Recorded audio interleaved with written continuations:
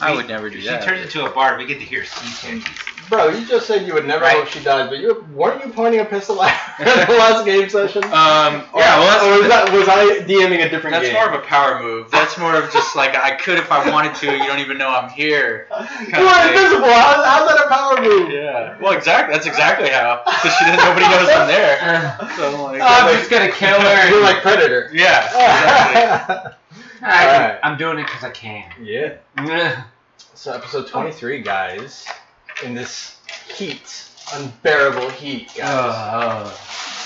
Alright, so episode 23 of the story this far, we're just going to go through our announcements very quickly. The first thing that I have to announce is that in 2 weeks from this past weekend, that is the weekend of the 19th and 20th, we won't have a show for that weekend.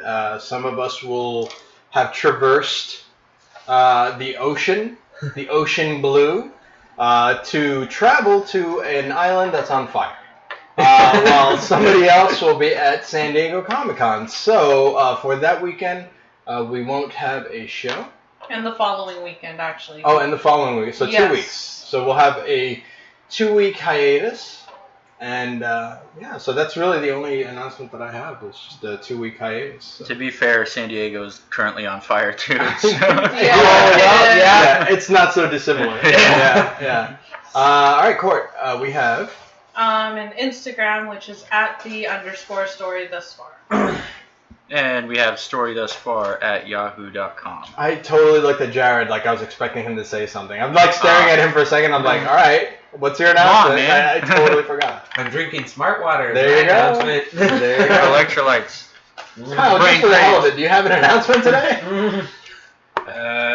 Well, I'll be at Comic-Con. Hey. Yeah, there you go. All right. Two of us will be at Comic-Con. All right, so announcements are done, guys, so I suggest we just get right into it, yes? Yosh. Yep.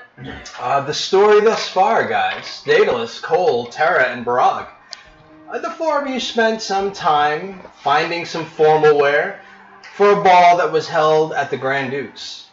At the behest of Rodtail, the four of you went to open some doors, build some bridges, and perhaps pick up a job or two. Terra, you spent the evening drinking hard with some of your fellow privateer captains that regaled you with tales of the sea as well as the horrors of the sea wolves.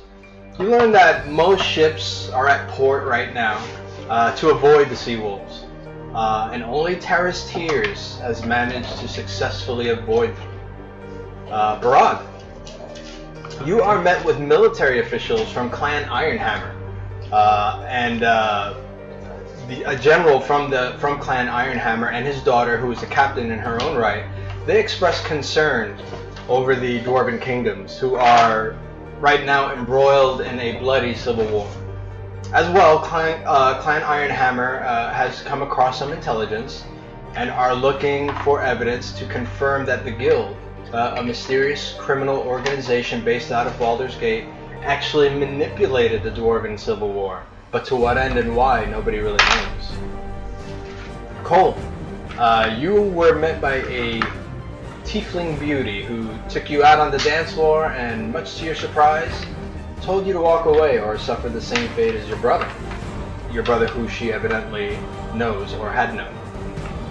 She also advised that you could walk away from your brother's fate with coffers filled with gold. You both walked away from each other on the dance floor, but not before making each other very aware that you were both similarly armed. And Daedalus, you met Lady Danae, a beautiful elvish woman with an icy touch. Much to your surprise, Daedalus, she revealed to you to be the third member of the Grim Shadow Coven. A coven, the same coven actually that Ethel Irontooth is a part of. And she was the hag that initiated and then mutilated you. She gave you a magic charm in the form of some sort of ebony stone, which gave you a familiar face. The face of Daedalus before having met the hags of the Grim Shadow clan. She promised to train you, and there you stayed until the early morn. Before leaving, Terra and Kohl, you both met the Four Dukes. who were in crisis mode in regards to the handling of the Sea Wolves and the impact that they've already had on the city of Baldur's Gate. Terra, you agreed to track down Terra's Tears and to get any actionable intelligence on the Sea Wolves. Were you to do that, the Four Dukes would grant you unrestricted access to the merchant quarter. So the deal was struck. Terra, after you left Kohl, you remained and made an impression on the Dukes. You let them know that your skills with the iron were for hire. They advise, as Rothtail indicated earlier, that they may have a witness who is willing to identify one of the 12 lieutenants of the guild, and that witness would need to be secured and escorted for a big payday, a task Kohl which you were made for. So the four of you finally left, and before calling it an evening, Barag and Terra, you had a heart-to-heart. Memories of Talbis was still very much fresh and at the surface. His death represented a failure that, Terra, you took very personally. And Terra, you implored Barag to act not as the oafish dwarf, but the military leader he used to be, should she fall in battle. It was a sobering thought, Barag, but something for you to think about. Before finally calling it a night, Kohl, you frightened Ellis, the proprietor of the Clamhammer, to the point of bladder release. But finally, sleep took you all, but not for long. Alarm bells pierced the air as everyone in the city, flaming fists, criminals, citizen alike, were all made their way to the ports. The scene was horrifying as every ship in the water was set ablaze, while bodies bobbed up and down in the ocean. But now it is the next morning. The sun has crept over the horizon. All the shops are closed. Every able hand is assisting in recovering and identification of the dead. Valor's Ransom and Kohl, what would you like to do? Are we facing down the scene of the bodies washing ashore and these ships rolling in with the masts that we saw last time? It's a few hours now after that. The sun has come up. Okay. It was still early morning, say around 4:30 when everybody went to the port. So the darkness of the night was just slowly giving way to the daylight, the coming daylight. But now the sun is out, the morning sun. It's still relatively cool. The stink is almost unbearable. Just bodies just kind of floating at the surface. Every once in a while you see a body, being pulled quickly, probably by some predator just underneath the surface of the water taking nibbles. But people are trying to get to the bodies as quickly as possible, get them to shore for identification, last rites, burial. That is indeed what they do. Some peoples, such as orcs, just leave the body. They just see the body as kind of like an empty vessel, while others prefer to be cremated. So, but right now people are just helping clear the dead out of the port. So it's a lot of sailors and a lot of Flaming Fist mercenary guards. So this is especially hard on the law enforcement, the hired law enforcement, but more so the privateers and the sailors frequent, not just the Shore Coast, but specifically Baldur's Gate, who call Baldur's Gate their home away from home. This has hit them hard. Many of their friends, people that they've sailed with for years, in some cases, like elf sailors for a lifetime. So we're back at the Clamhammer, or where do you want to start? Well, I can tell you now. The Clamhammer is closed. Okay. Most of the shops are closed. Due to everybody is at the port. Everybody Okay. is they're putting together rope and nets and trying to drag the port. They're clearing lumber. They're still putting out remnants of burning ships that are still have little blazes of fire flickering. So it's all hands on deck at Baldur's Gate.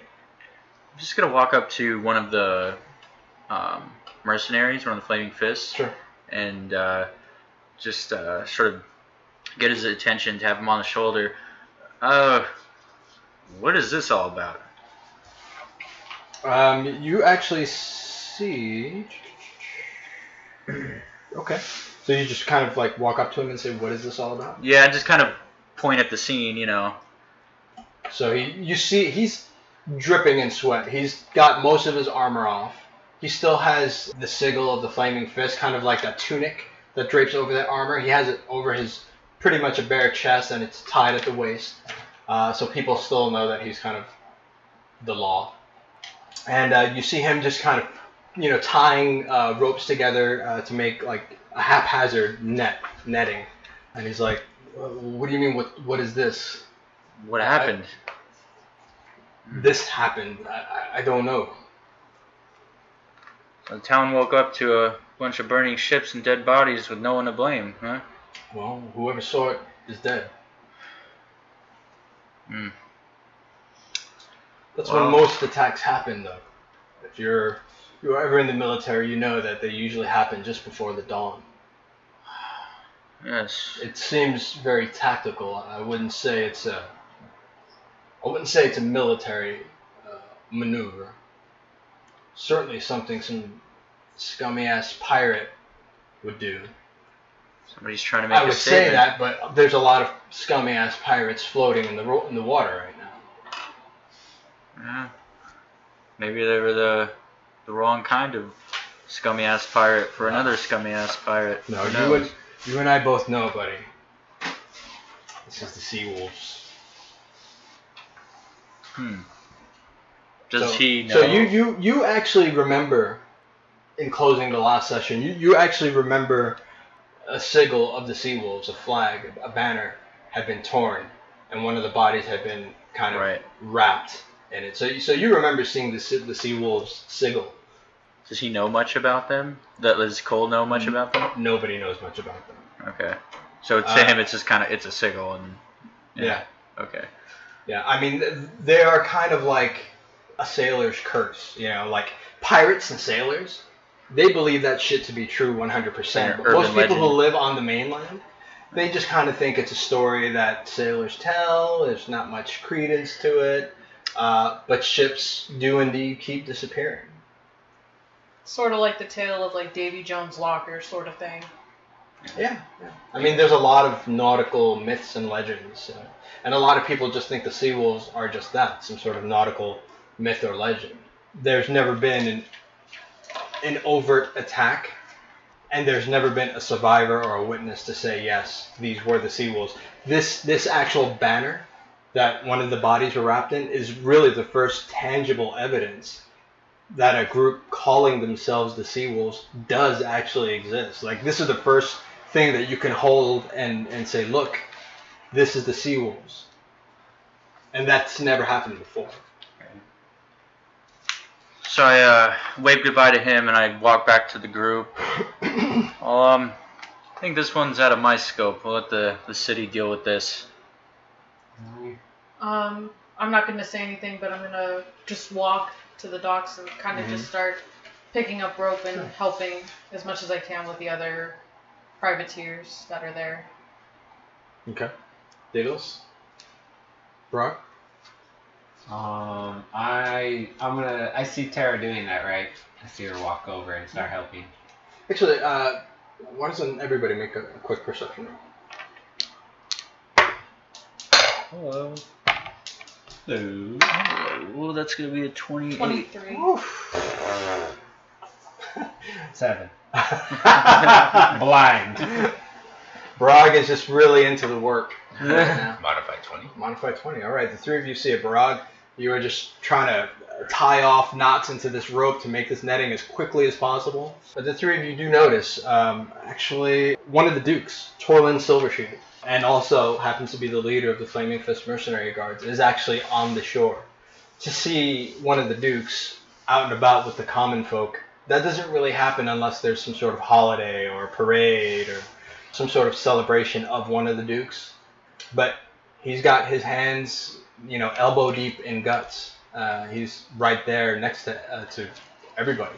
And he notices you, Terra, as you're working diligently with all the other sailors. You're handing rope to each other as quickly as possible. Sometimes you grab one of the pieces of net and you see a body part, and you just kind of have like this miscellaneous pile of body parts, clumps of hair, and a shoulder, a thigh, something that you really can't identify, other than maybe the race of the person who had fallen.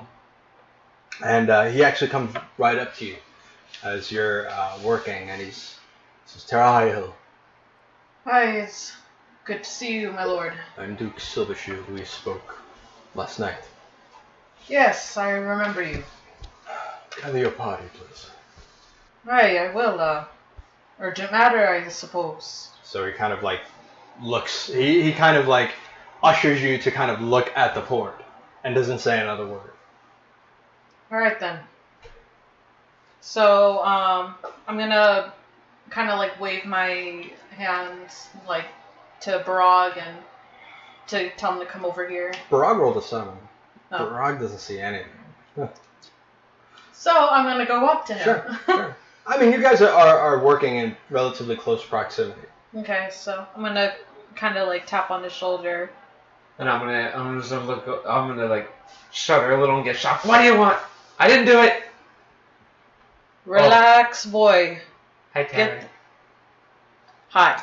Get the rest of the group, Daedalus and Tiefling boy. So as she's speaking to you, you do see now Duke Silvershield is there, and he doesn't look worried as much as he is angry.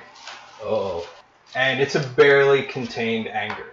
From what you've seen the night before, he seems to be the most stoic of the 4 dukes. Mm.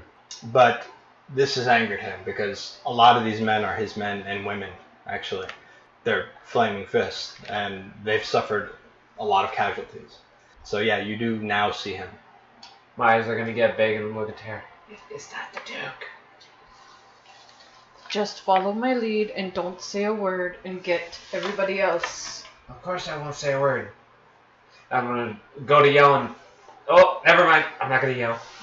So I find Daedalus and Kohl and like, I was sent by the lovely lady over there. We got some business to attend to, boys. Hopefully some fighting business. But we'll discuss that more over there. And I kind of nod towards the Duke. Is this paying fighting business? Oh, we don't know yet. Just let's go. Very discreetly to them. Let's go. Come on. Hurry up. So I start walking over to her. Okay. So I'm flipping through a book that I pulled out of my pack, and I just kind of shut it and kind of haul myself over there begrudgingly. You and your money. Whatever, Cole. We'll figure that out later. Come on. All right. Figure it out now. Must So throw a gold piece at his head, just hit him try right to catch square it. in the All forehead. right, dexterity. Let's see who rolls off the higher dexterity. Should be funny. Oh, I got hit in the head. Is just straight dexterity. Unless you are proficient in dexterity saves. Oh, it's a save. We'll say, for you it would be a save, yes. Okay, I I'll say am yeah, not. sure. Me neither. So. It's a ranged attack, why not? 21. So, quickly, Barag takes out a piece of gold and chucks it at you, and almost through the corner of your eye, and almost without looking, you see him, he's got his hand, like, resting on his gun, and without even turning his head, he snatches your gold coin and puts it in his back pocket and puts his hand right on his holster without even moving his head. Oh, so it's paying off already. Okay. Then I just follow him. Sure. Fancy you. Let's go. All right, so you guys are there in front of the Duke Torlin Silvershield, and he looks at the 4 of you. You can tell the man's been working. He's covered in dirt and grime and blood, and he looks at you, Kohl, and he says, "I believe you're owed 50 gold for Bentley, the hunter." Ah, yes. And so I pull out my warrant for him that I had signed, Yeah. and show it to him. So you kind of pull it out. He doesn't even regard the warrant. He just looks at you, and he pulls out 100 gold, Ah. and he stacks it in your hand, and he says, "For your trouble." Thank you. Then I put it away. You've worked a lot for us, Kohl. I'm not unaware of this. Seems to me like there might be some more work coming. The land is fertile with work, as you can see now. This is going to take you in unfamiliar territory. I suggest, and he points at Terra, she be your guide. Oh. I kind of look at her and back at him. You need somebody of the sea. I want the sea wolves. 1,000 ahead. So that's some pirate's tale? Sea wolves, Evidently it's not. plenty of people to take out on land. Well, you can turn it down and I can give it to somebody else who's willing. And I'm just gonna look at him real quick. He may not be willing, but I know we are. You're And I hired. motion to the Valor's Ransom. You're hired. Miss Highhill? Captain Highhill? Aye, you bet your arse I'm ready for this. You don't attack the port Davis without angering a Hartwell? few of us. I'm in. Alright, Kohl. Um, What's it gonna be? You're gonna stay here and scrape barnacles? Or you're gonna do what you're meant to do? yeah, I'll take some more of your gold, I suppose. Very good. And I'll happily give it to you if you give me those heads. And proof, of course, that they are who they say they are. Now, we don't have much in the way of marine vessels. There was one small vessel, kind of a dinghy, but it was actually in for repair at one of the shops at the mill. So it was saved of this disaster. I have all our able woodworkers on it right now to prepare it for you.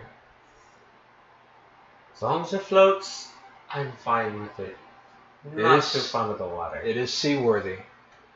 I understand that you have a date with Destiny in a couple of days.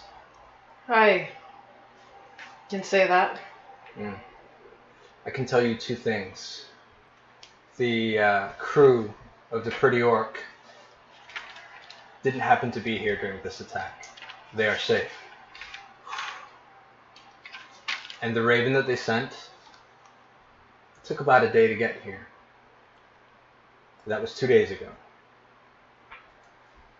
Aye, well, thank you for your information. So I believe you have a parlay and hopefully you can procure your old ship. That's the plan. Now, as I understand, a parlay is no assassinating, no attacking, no poison, no fights.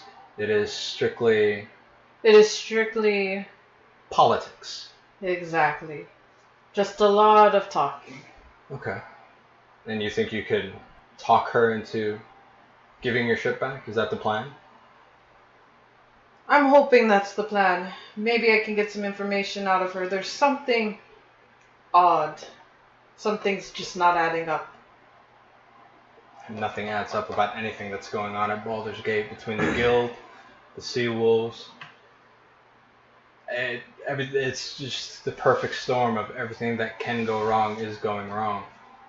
Well, once I meet with her, I will send a raven. Hopefully we can get some more information. From what I know, Terra's Tears seems to be avoiding these sea wolves pretty well. We don't know how she does it, but apparently that's the case. I know before she never used to be able to, so let me see what she's come up with. Maybe there's a way to make the ships here, and I'm kind of point to like this, to the mess. Maybe this could be avoided. Well, I hope so.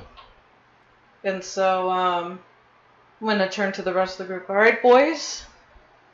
I hope you're ready for the sea, cause she's relentless. I can say. I'll need a list of the supplies that you need, and I will have you outfitted. All right, you got a deal then. Very good. Alright. We'll meet back here in 2 hours. Sounds good. I need you to make a general intelligence check. 12. Well, you have kind of like this quarter keg of gunpowder. Just off the top of your head, one of your first thoughts were, holy shit, gunpowder and water, they don't really mix. Hmm. So that's just something for you to kind of chew on. Is that what I would be using? To make bullets. And do I need to gather other materials to make the bullets, or is it stuff Lead, materials for casing. What comes in a tinkering kit, I don't know if you've ever seen kind of like the 1800s, like weaponsmith sort of, like they've got like the small anvil and the small hammer, and they've got like that's what comes in your kit. Okay. Like everything that you need to make bullets and more, you're literally you're part smith and you're part alchemist. Right. So you've got empty flasks to take mineral samples. You've got all kinds of things, but a lot of what you do depends on everything staying dry. Yeah. How much ammunition do I figure I can make with what I currently have? You've got a lot. Got a lot. What you will run low on is the metal that you need, the lead for the balls. Okay. And whatever you want to use for the casings of the shells. Okay. You've got plenty of gunpowder. But I'm figuring that it wouldn't be a good idea to take it with me, right? Is what that roll is for. You. I'm just telling you that seawater and gunpowder really don't mix well. That's why they keep the gunpowder on ships. Terra would know this. They keep the gunpowder in barrels below decks. They don't keep them on deck unless cannons are being shot because they'll get wet. Yeah. Okay. So I will keep that in mind for now. And I turn to the group and say, well, what do we do in the meantime? Well, obviously I need to write this list. You boys need anything? Anything specific? Potions, please. Big time. Spend a little time on ships, but not much. What do you guys typically use? Rope? Anything you need for, and I'm going to kind of point to his guns. Anything for those bad boys? I've seen cannons, but not mini cannons. Oh yeah, fits right into the palm of your hand. Well, I think I may have what I need for the time being, but I'm gonna need a workspace. I think I need to get back to the Clamhammer as soon as possible. Well, then we will meet you there. Boys, anything else? And I'm going to turn to Daedalus. Yoo-hoo. Do you need anything? Nothing comes to mind, just the basic stuff. Food. You need food. And I'm going to kind of point to his ribs. So skinny. Not that skinny. All right. So as you head over to the Clamhammer, Alice wasn't there. You guys don't have the keys. Is it? But you do see Greer Nordsock actually going toward the port. He looks like he's been busy too, running around. The former dwarven bartender from the Alderman Worcester who followed you out here to be your man out on the open sea, and yeah, he was saved of the fate that fell many of the sailors at Baldur's Gate, and he is doing his part to help with the kind of the effort that's going on, the citywide effort. What the door to the Clamhammer? Does it look like standard locking mechanism? Make an intelligence check with advantage. 19. 19. The door mechanism, as you look at it, you say to yourself, I could probably open this with a twig and a pebble. Okay. So I look around a bit for like a rock or something like that, and then I just I take a step back and make sure that nobody's in front of me, and I take a shot at the lock. Sure. So go ahead and roll. Just attack, or we're gonna make this a sleight of hand. Okay. This is gonna be precision more than. Right. You know what I mean? With advantage, because you have a thieves toolkit, so you are adept at unlocking things. Oh no, I mean I'm shooting the lock open. Oh, you're shooting it. Yeah. Oh, I thought you picked up a pebble and you were gonna throw the pebble at the lock. Yeah. When I said take a shot at the lock, I mean literally like take a shot. Oh, you're just gonna shoot it. Yeah. Okay, then just roll on attack. Okay. What's my attack bonus again? Sorry. 24.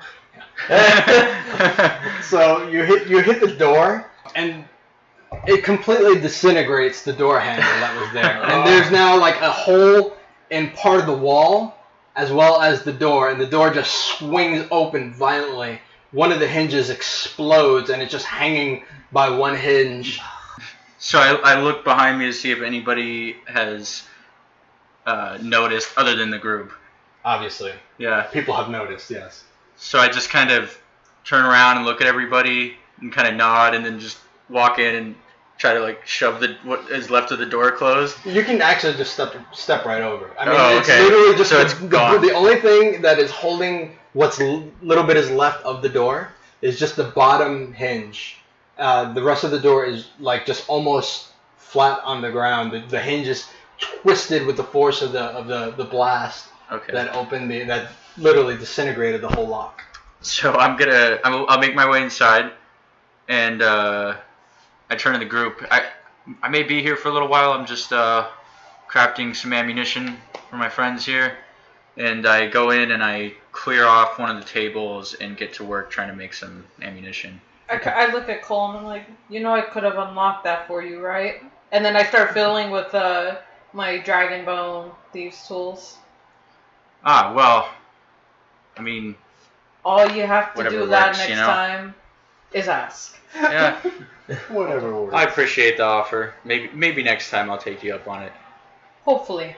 And then I'm gonna. I get the impression that Kohl is not a precision instrument. I think he's a blunt object. Yeah. He tends to be a straight shooter, I guess you could say. That was terrible. Oh God! I think I lost inspiration. All right, so I will say, go ahead, and I need you to make an intelligence check with advantage because you're using your tinker's tools. Okay. So go ahead and make an intelligence roll. The difficulty is going to be 12. Okay. Before you do that, if you make the difficulty of 12, you get to make one bullet for every 10 minutes of crafting. Okay. So you've got to meet Silver Shield in 2 hours. So if you work a full, you can have a dozen bullets in that time. Okay, so I'll do that. So go ahead and make your roll. 17. All right. So easy enough. You take out your tiny little forge, your little hammer. You take out some flasks. You take out a little scale with a precision balance on it. Put the little cask of gunpowder, and you just start going over. Cool. And this is supposed to cost me some amount of money, right? Or yeah, we'll work that out. Okay. For now, I will say you have all the materials on hand. Okay. Right now. Got it. Mostly the cost is in materials cost. So this time around doesn't necessarily. This time is not going to necessarily cost you anything. However, you are running low on lead. Okay. And you are running low on whatever material that you're going to use for the jacket of each round. So those are two materials that you are going to need. Gunpowder, you've got plenty of. Okay. This crafting for 2 hours isn't really going to put a dent in your gunpowder. Okay. So. Got it. And so I'll finish up, and is there anybody else there yet at that point? No. I mean, the city they're all by the port. Okay, so I'm gonna try to find. There is a small crowd that has gathered outside the Clamhammer, having heard that loud explosion, and everybody's just kind of looking in the window, and they see this kind of tiefling like messing around with these little flasks and this little scale, and more like curious onlookers rather than anything else. So I'm gonna try to find a scrap of paper, tear it out of that book I had if I have to, and just write a note on it to Ellis, and it's gonna say, Ellis, keep the 5 gold. And I'm gonna put it on what's left of the door before I leave. That's fair. Yeah. That's fair. All right. So as you are going to work, scribe out your note, and 2 hours. Okay, cool. You guys, what are you guys doing? I'm gonna walk into the Clamhammer and sit down and write out the list of what we need for to be out. Well, you don't have 2 hours to. And then you can give him the list. He needs a list so that he can have everything in 2 hours. In 2 hours, right? So whatever you decide that you need, as long as it's accessible and reasonable, they will give you what they can, and what they can't, they will deduct it from whatever future earnings that you might earn. Yeah. So what is it that you want? Potions. Okay. Obviously, food. Ration food, Okay. Even though we're yeah, gonna be water. surrounded by Fresh water, Yeah, fresh water. Please. What was it? And he says just like a dinghy, so it doesn't have like. It's not a big boat. It's probably about 20 feet. Does it have any cannons or anything like that on it? No. Right. Yeah. I'm just double checking. It's a glorified rowboat. Okay. Cool. We got our cannons over there, and I point to Kohl. These are cannons. Rope. Hey, ask for gunpowder in case. No. Weighs too much on the boat. You Uh, don't want to have too much weight. I think that's well, it. you're gonna have me, so I'm pretty hefty. That's fair. That's true. Grog, what are you doing? I have my navigators too. I'm just gonna go into the Clamhammer and take a mug and just start filling up the stein. Okay. Well, you also have your alcohol jug as well. Yeah, I'm gonna save that for the boat, just in case. So I'm gonna just start drinking as much ale in the bar as I can before I leave. Poor Alice. Daedalus, what are you doing? Yeah, well, since you're pretty much getting everything ready, I'm just kind of sitting there browsing through my spell book. So, Okay. So the 4 of you are in the Clamhammer. Kohl, you're crafting. Brog, you're drinking. Day drinking. Terra, you're kind of being the brains of the group and kind of figuring out what resources that you need to get the job done. Daedalus, you are preparing, as a good warlock would do, through your spell book. So basically, Barog's the only one being irresponsible at this point. In all fairness to Barog, as Valor's Ransom, somebody has to be irresponsible. Alright, so That's true. as you guys are all kind of busy doing your thing, kind of for the first time in a long time, with the exception of Barog, kind of working like a fine-tuned machine. You kind of get a knock. It's a soft knock on the door of the Clamhammer. It's like literally the door jam that you hear the knock. And as you turn around, you see Lady Danae. And she is dressed in fineries, looking very out of place in the lower city. But everybody make a perception check.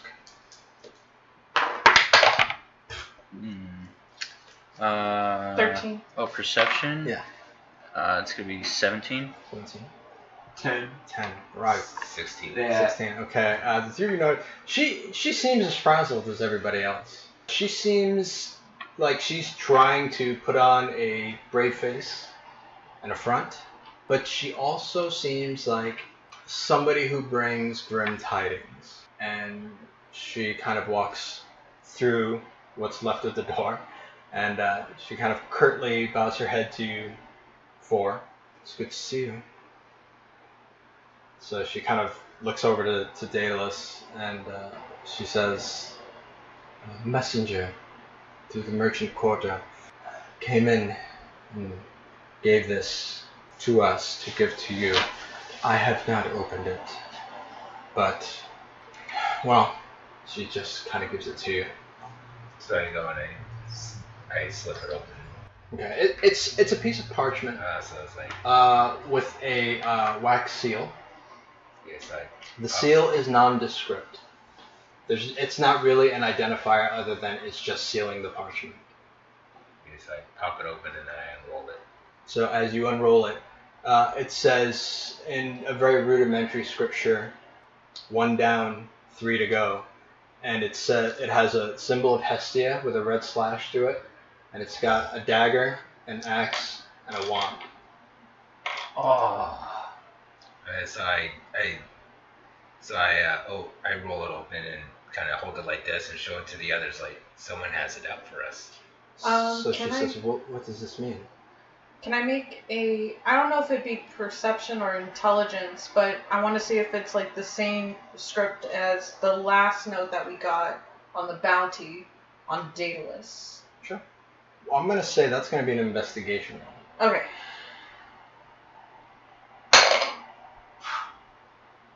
Modify 20. It is not the same script. And all that means is that the same person didn't write that wrote that. Right. That's all that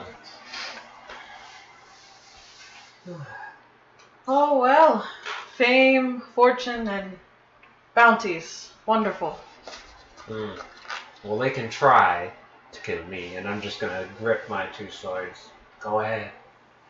So Danae is just kind of looking at the unrolled parchment kind of over your shoulder, and she points at the Hestia symbol with the red slash through it. She goes, "What does that mean?" Oh, that was a former colleague of ours. Unfortunately, he died by fighting a red dragon. So she kind of puts her hand like gently on the back of your shoulder, and gives it a small squeeze, more of a kind of a supportive squeeze. She says, "What is somebody trying to kill you?" Yes, and we don't know exactly who, but we're aiming to, figure that out. But there is somebody who wants us all dead. 5 platinum. I say it's the guild. Whoever these bastards are. So I Cowards. turn my head. It is the guild. It's the guild. That's why I made my presence known to you. Are you hunting the guild, Kohl? Well, now I am. First, they were just hunting me. So it's whoever gets there first, Well, sort of thing. Well, There's 4 it of seems us. like They're we hunting you for different reasons, but they're hunting all of us. if I may ask, Kohl, why me for different reasons? Well, as for me, I got on their bad side. I was part of the guild for a period of time, but not in my heart. It was an undercover operation, and I made out of there with some of their pride and these, and I pull back and sort of reveal my guns on each side. Been training with them for about the past 6 months, and that entire time I've been avoiding the guild, but I decided that it's best I turn around and shoot back, and that's why I came to you. So I figured we can help each other in that respect. I think I can agree with that, and you boys, I'm pretty sure you agree with me on this. We all have one or more common enemies. It's best to watch each other's back, yes? Aye, so you're wanting to join our merry little group, you think? Is that an offer? Terra? Pays pretty good. I'm not gonna lie about that. Just hope if there's not another god ascending, God forbid that happens. You saw the sacks of gold that they were running around with. Yeah. Well,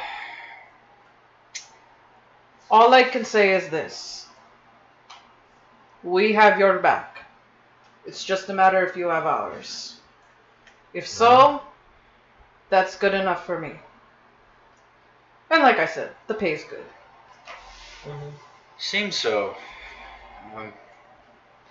It's not my usual way of doing things. Find that the more people you depend on, the more likely you are to be let down at some point. But folks are clearly capable, and I stick my hand out to Terra, and then Brog, and then Daedalus in turn. Say, I've got yours. Shake their hands. And I've got yours, pal. Welcome to Valor's Ransom. Aye, welcome. I'll throw another piece of gold to him. I try to catch it again. Fall off. Now, are you doing this as an attack or just a toss? Yeah? Attack. So what kind of roll? Is that a save again? Yeah. Not as good as last time. 10? 10. 13, 14, 15. All right. So quickly, the speed that belies a dwarf, especially one that has been drinking as much as he has this morning, he goes into his pouch and quickly takes out a gold coin without looking. He just kind of flicks it at you really quick, and you bring up your hand, and it kind of slaps you right on the cheek, but it falls right into your hand. You manage to kind of catch it. Still keeping it. I just put it away. That's fine. That's why I threw it at you. Keep it up. So Lady Danae says, I feel like there's something I should be doing. I mean, what can I do to help? Just help the common folk. A lot of people are shaken up a lot. Some people have probably lost family, friends. I respect the plight of the common folk, but there's only one folk that I'm concerned about. And she kind of squeezes your hand, your shoulder, a little bit when she says that.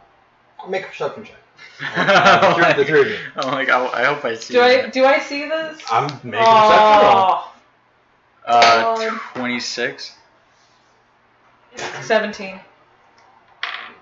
8. All right, you're drinking. Yeah. But yeah, Terra and Kohl, you do notice she has been on Daedalus since the second that she walked in. She's been very, very physical in her interaction with him, whether it be her hand on his shoulder or just her arm kind of against his arm. But when she says, there's only one folk that I'm concerned about, and she makes it very apparent. She's not trying to hide her feelings towards Daedalus in front of you. In fact, she's probably announcing it.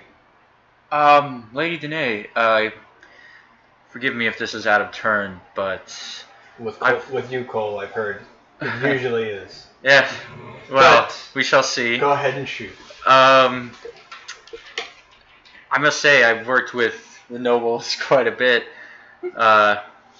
your peers, and I find it highly unusual for somebody of your status to be in this part of the city, let alone in this tavern. I understand that that may seem odd to you, but not 500 feet. We have one of the 4 dukes at the port, pulling bodies out of the ocean. How Yes. unusual is it for somebody whose concern for the city is where it should be? I was Or- surprised at that as well. Or are you just concerned about someone in this city? And I'm gonna kind of like wink towards Daedalus. I'm just like, Hey man, Don't hate the player. So she goes, I make no secret of that. Well, if you do want to help, and more specifically, this one here, and I kind of like nudge my head towards Daedalus. Maybe try to figure out who's after us, huh? I think we know who's after you. Get some more intel as to where their whereabouts maybe are here in the city. So maybe a little more information as to why they're after these folks. And I point at the party. I'm pretty damn sure I know why they're after me, and I have a good feeling as to why they're after Valor's Ransom here, but I'm afraid there may be something I don't know. So she kind of points to the parchment, and she goes, "It certainly seems personal in nature. Certainly does. Somebody knows you." So I'm gonna kind of list. I hate to ask the obvious, but have you made enemies? Oh, well, there was the Beholder. What was that bitch's name? Oh, Zion the Zane. Oh yes, there's a bunch. Oh, Evil Talvis. I forgot about Evil Talvis. Do you boys know any other ones? Did I miss one, or two, or three? I think. Oh, the Elven Kingdom. We did kind of piss off the Elven Kingdom. My eyebrows are just arching higher and higher as she's saying this. I need you to make a perception roll, please. 18. 18. You know that there was a very big bounty at one point for one Gryu Phoenix Horn, posted by some of the Elvish nobles. Okay. You know for a second it piqued your interest, but you also know that at that time you were far too deep in your own worries and your own concerns. Had time been a little bit different, and that would have crossed your radar now, it certainly would have been something you'd be interested in. But you also have heard that he got away. Right. Would I have any reason to connect those two things, what she just said and Gryu Phoenix Horn? Yeah. Yeah. Yeah, you would. Okay. Yeah, you would. As a bounty hunter, that is one that kind of sticks out. Okay. Because Elvish nobles normally never post bounties. That's something that humans do or dwarves do, but elves they're very capable of taking care of their own business. And when they call for outside help, it's kind of a big deal. Okay. What was that about the Elven Kingdom? What did you do to piss off an entire kingdom? We had collected. We were. You heard that they were working on a bounty. That bounty was being worked on by people back east. And you did hear that it was Valor's Ransom. Oh, so I know it was them. You do know that it was them, but you also know, because you have your ear to the ground and part of your background as a urban hunter, you do know that he got away. Okay. So I strike that last line. So I just turn to Terra when she says Elven Kingdom. I say, Gryu Phoenix Horn. Ah, yes. Good friend of ours now, but... Friend of yours? Is he not a bounty? Listen. There's a lot more that we will discuss later. Start rubbing my forehead. I heard he got away. This has something to do with him being your friend? So, I kind of look to Barog, and then I look back to Kohl, and then back to Barog. Not my fault. I swear, not my fault. And I pull out 3 gold coins, and I just toss them really quickly. I try to roll whatever I can. Sure, go ahead, let's roll. Distraction. I'm like looking at him, it's like, are you just gonna try and pay your way out of every it? time? I hope you're marking this off your sheet. I am. Yeah. Okay, alright. I'm gonna give you an inspiration for this roll. The roll of 3. This is a save, right? Yeah, Dex save? yeah, sure. 19. No, let me roll a different one, actually. Hold on. God, it went from bad to worse. So 10. He's clumsily, almost inebriated at this point. He starts chucking money all over the Clamhammer, and easily enough, you manage to grab one, grab 2, you spin around, and then put your hand over your shoulder, and then catch the third one with your back to him. I kind of flip one of them and then put it in my bag. I think I'm onto something here. Every time I ask a question, you don't even have to bounty hunt anymore. You just insult. Don't worry about it. Yeah. Right. No worries. So Lady Danae says, as I understand, this Ryu Phoenix Horn was instrumental in unseating Cyanda Zane and her mad zealots back east, yes? Yes, and he has become a very, very dear friend. At least to myself, maybe not to somebody else. I understand that he was the leader of some sort of rebellion or military. Yes, the Bright Rising Rebellion. Yes, that's it. And he just disappeared. Yes, he tends to do that, I guess you could say. I guess I couldn't blame him if people were chasing me. Do I know if the bounty is still active for him? Make a roll. What is that, intelligence? Yeah. Okay, so 7? 7? You Yeah. don't know. You could go to the constable's office and make some inquiries. Okay. That would be easy enough.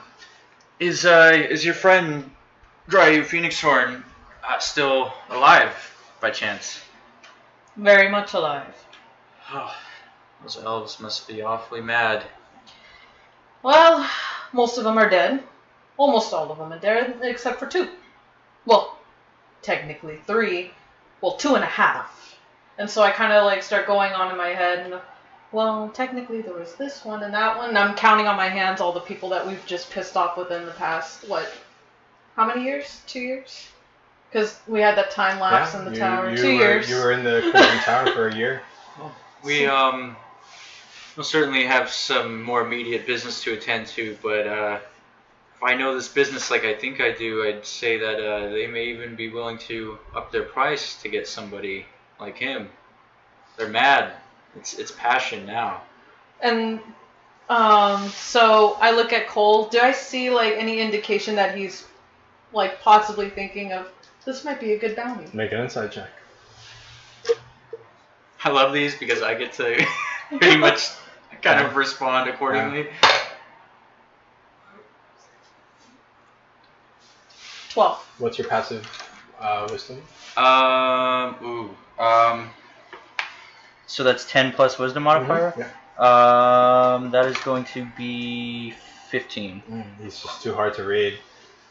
You hear that he's good at liar's bones, and you kind of know why, because he's really, really hard to read. Like, you're not getting a read either. Well, either way, he's alive, and I'm sure at some point, hopefully, we'll meet up. He's got business with somebody. And I look to Barag as he's drinking. I'm gonna pull out one of my dwarven gold pieces, and I nod the call. Hopefully, you never have to get one of these as part of our group. I kind of squint at it. Do I recognize it for what it is? Piece of gold. It's definitely got a little bit more embellishment than your normal piece of standard. So I'm kind of squinting at whatever's in his hand. Well, you've already given me 7. I mean, so. Well, you don't want one of these. It's part of my personal collection. You get one of these, it's pretty much marked for death by me. It's a dwarvish piece of gold. I only give it to people I want to kill. Dwarves have this knack with golds and finery. If they're pissed off, they'll just throw gold at you. Well, I won't throw one of these at you, I promise. I don't like those hand cannons. They scare me a little. And I put my dwarvish piece of gold away. And in a strange way, it's almost not comforting, but familiar to you. It's almost like marking your target in a way. Yeah. And that's something that you can kind of relate to in a way. Yeah. Yeah. Well, I get where you're coming from with that. It's an interesting ritual. I assume the idea is to get the gold back. Yes, and well, hopefully we meet Cyanda Zane. You've probably heard of her. I know quite a lot about her. I hope to meet her again one day. I need my gold back. Well, maybe I'll be able to assist. I hope. I really hope. I miss my gold. So what do you do? So is she's still there by Daedalus, right? Mm-hmm. So I'm going to kind of lean towards, I'm going to kind of motion to Daedalus. Daedalus, can I have a talk with you real quick? last minute preparations I need to go with. Since you seem not as busy with alcohol or whatever that is, and I'm pointing to Kohl's whole mechanism thing with his Tinker's tools. His Tinker's tools. Sure. I'm like, okay, so I get up. Does she follow or? No, as Daedalus gets up and you kind of beckon him to speak to him privately, she knows that, you know, this is Valor's ransom business.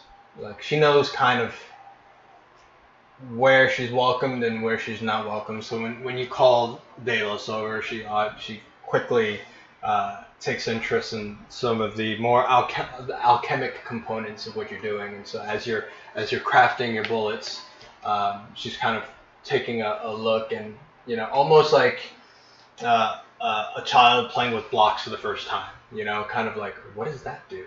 And what is that mineral there? And, you know, she's just asking like questions that most people would. So, Daedalus, my boy, you've got a girlfriend? Huh? I was like, I'm not gonna answer. So, in seriousness though, listen, I trust your judgment 100%, so be honest with me. What is she to you? Did I ever tell her about what happened to me, or does she even have an inkling of it? Nope. No. As far as what? As far as, like, what I'm a part of? She does. Yeah. She knows your world. Yeah. So I was like, do you remember that old lady that we fought in that hut back in the swamp? And what she's a part of? Yes, the one that I think cursed my brother, yes. I was like, well, she's the same, but don't say anything to anybody. Terra, make a perception roll. 21. That's a pretty high roll, so I'll give you this much. You remember when you first met Daedalus and you discovered Brumi for the first time, the relationship that Daedalus and Brumi had. You do notice that you did notice after his deal with anti-Ethel Irontooth, Brumi ceased to function.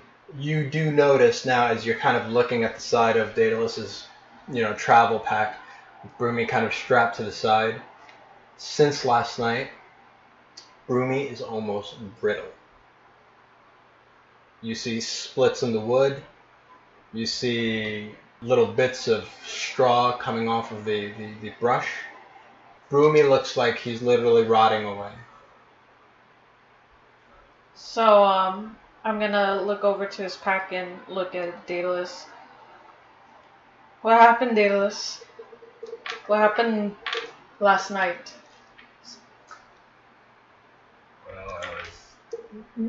Well, as far as you know, he got himself fixed. That's obvious. Yeah. So.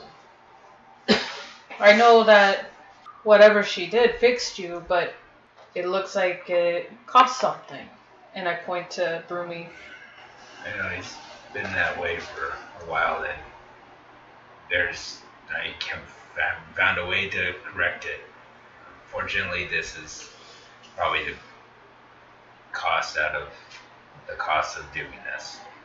I have lost Brumi, and I just kind of keep it strapped there, just in memory, I guess. Listen, once all this is done, we need to get him fixed. We need to get you fixed. But that's if you want to. I would like Brumi back, but I don't know if there's any way to correct it. You don't think there's any way to fix what's been done? I mean, she fixed your, face and the way you look, but it seems like this is more of a curse than anything than help. Yeah, I do wish there was a way I can correct this, but unfortunately I don't know who can. Am I witnessing this, or am I hearing this conversation? So I look at Daedalus. Well, when you describe it like that, it sounds all bad, but can't help but think that you must have gained something. The only thing I got out of it is what I did it for. We found the person we were seeking. She had information. Other than that, And so I'm gonna kind of like very like affectionately, like motherly almost. I'm gonna kind of like pat his shoulder and kind of bring him close and say, "Do you want to be a part of this coven?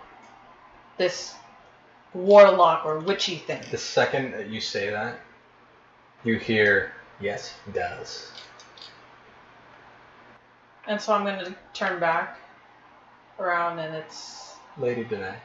She says it without even turning around. Like, as soon as the words come out of your mouth, she's still looking at his kit, at Kohl's kit, without even turning around. After those words come out of your mouth, immediately she says, "Yes, he does." And her voice sounds changed. so the prim and proper lady. Is that all just what? Smoke and mirrors? So she kind of looks at you and almost in a way where she's kind of gathering her dignity, she says, "Aren't we all just smoke and mirrors, dear?" And she kind of walks out of the Clamhammer. And I look back at Daedalus. You too? Another crazy girlfriend? yeah, I First know. Talvis, now you? Two crazy broads? This is too much for me. And I throw my hands up. I'm just rubbing my brow and I go, "This can't be simple." It never is simple, dear. Welcome to my life. And I kind of like point to everybody as Brog's drinking and Daedalus is all, well, being Daedalus. So I pack away my my kit and I walk over to the behind the bar with Brog and just pour myself a drink and just sit there. So you're about an hour into the 2-hour mark. So you can stop now and get half a dozen bullets, or work through the 2 and get 12. I'll work through the 2, and then as soon as I'm done, I will quickly pour myself an ale and swig it down before we leave. Gotcha. Do I see him trying to, like, do I see him looking at the ale, like, wanting an ale? Yeah, I would make a perception roll. Because again, he's hard to read, so Yeah. it's going to have to be more than his passive Wisdom? wisdom. It's 15. 18. 18. So yeah, you see him as he's working, you see beads of sweat forming on Cole's brow. He knows that he's kind of playing beat the clock. He's trying to get as much done as he possibly can, and you know, he looks behind the bar very quickly, and you see him looking at those bottles of spirits, but he's diligently going to work. So, I hop on the bar and pull a bottle and hop back down because, you know, short and all. Sure. And, I go and kind of like reach over the table and just put the bottle on by his station. So you just see this halfling hand like reach on top of the bar with this bottle and just like leave it right where you are. Ah, thank you. And I uncork it, and I'll take one drink. And is it just like ale, or is it like liquor? It's spirits because Okay. it's on the shelf behind the bar. It's spirits. I was almost gonna say finish the bottle, but let's not do that. I'll Do take it, one do drink. it. Three bullets in. I'll take one drink, and then Why did this misfire? I don't know. and then just I'll pass it back to whoever wants it. Drink more. I'm working with explosives. So Oh darn. You know what gunpowder is with your years on the. I could always finish this job on the ship if need be after I'm done drinking, I suppose. Yeah. By the way, where are your guys' pet rocks? In my pack. In your pack. Oh, what happened to what happened to Talvis's pet rock? yeah, do they have It it? stopped. It stopped working now. It stopped working. It's just Yes, Jerry has ceased. No. Bye, Jerry. Yeah, Daniel still has Jerry though. What about you? What do you do with your pet rock? He's just chilling in my pack at the bottom of the pack. Okay. So I'm gonna actually reach in there and pull out Billy. Billy? Billy, his name is Billy. Yes. All right. I pull out Billy and I kind of just stumble over to the workstation. And I put down the pet rock. Say hi to Billy. So you just see him pull out the stone and put it right next to your tinker's kit. I better entertain this. Hi, Billy. And I just pat him on the head and kind of shift him to the edge of the table away from me. Well, don't drop Billy! Please don't drop Billy. No, that's okay. I'm very delicate with these, as you can see. Yeah. And I go back to work. So I pick up Billy and I put him back in the pack, and then I pull out my alchemy jug and I look at it and I whisper Dwarven Ale, and Oh my I god. just hand it over to Kohl. Here, man, drink some real ale. And I set it on the table. That's very generous. Better wait till I'm done. How about you take a drink now? Because I get to use this once a day. So it's a special alchemy jug, so you better take a It won't be there in about an hour's time? No, not with my drinking habits. Fair enough. Brog's an expert at bad decisions. So I pick it up and take like a courtesy sip. Sure. And set it back down. You've been to Tastes a lot good. of taverns. You've sat at a lot of gambling tables, claiming to have the best ale. This is the best Dwarven ale, hands down, you've ever had. Ooh, that's good stuff. Maybe going back for more if there's any left. Well, maybe if you're lucky, I will stop with the ale I have in my hand. That is quite good though. And I've had my fair share. Indeed it is. Well, maybe you'll get lucky. And You don't might know have this? some more for the ship. Yes. Do you want me to write it down for you, or? No, you just need to tell them what you need. Yeah. All right. So, do you have anything written down, or? I Okay. So health potions, health provisions. potions, provisions, extra Okay, rope. So let's start. 50 feet of silk rope. Mhm. Okay, that's easy enough. There's Yeah. rope all over the place. Let's take a look at the healing potions. So I'm gonna roll this twice. So just common healing potions and superior healing potions. All right. So of the common healing potions, is able to quickly scrape up 3 of the common healing potions. And of the superior healing potions, he's got 2 of the superior healing potions. And these are all supplies that will be already in the boat for you. And then how many days of rations? Well, you're not going too far out. Mm-hmm. We'll say 2 days worth of rations. You're not going too far out, but the coordinates that you were given on the message, using your navigator, so you know you've been there a million times. Mm-hmm. You do know it's a deep trench. It is over the deepest trench in the Sword Coast, but it's not far from Baldur's Gate, the coast of Baldur's Gate. Mm-hmm. The way Baldur's Gate is, it kind of hooks in this continent on the shelf, and at that hook there is a plate.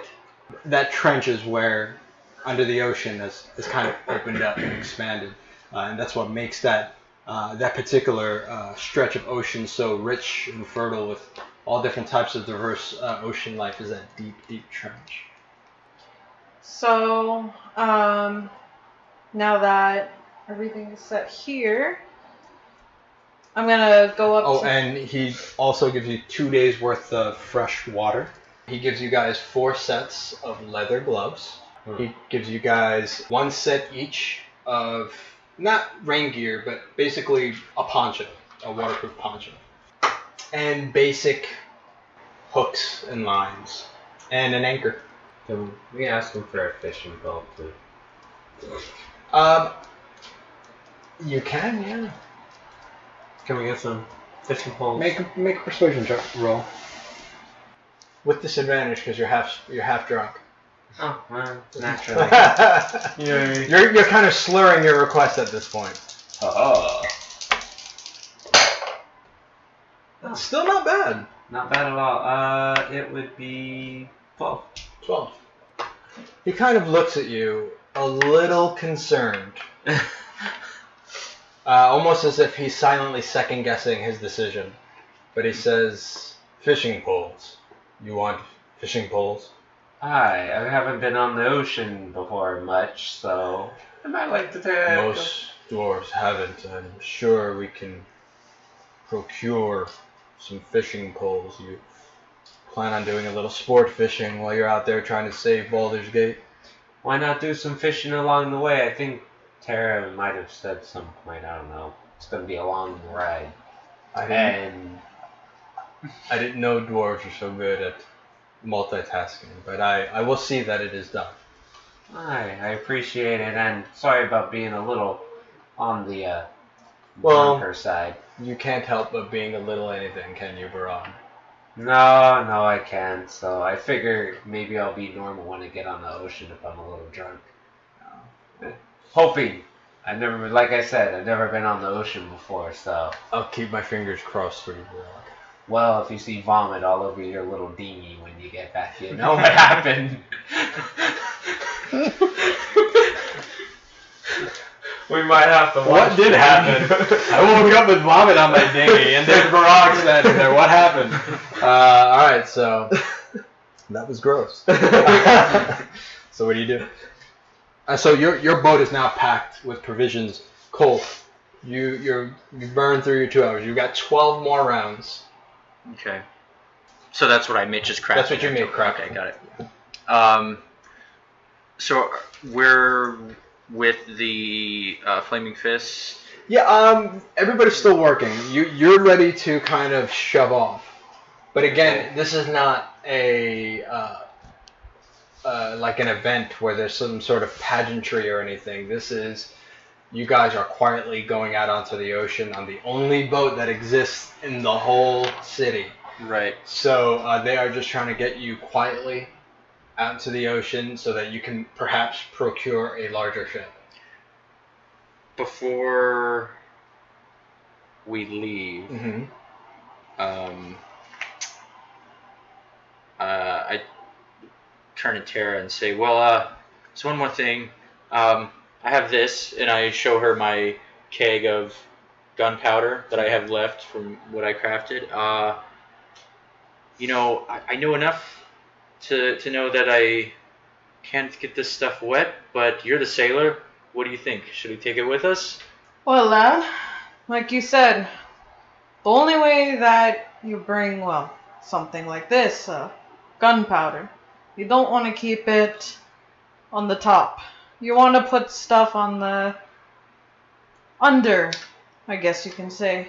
Water gets into that, it's going to be useless. This dinghy doesn't, it's just a dinghy, right? It's Exactly. So I point at the dinghy and say, well, that doesn't really have anything under it.